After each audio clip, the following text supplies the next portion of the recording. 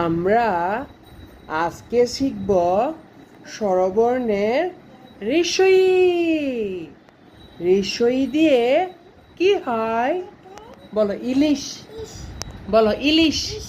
ইলিশ মাছের রাজা ইলিশ। বলো মাছের রাজা ইলিশ।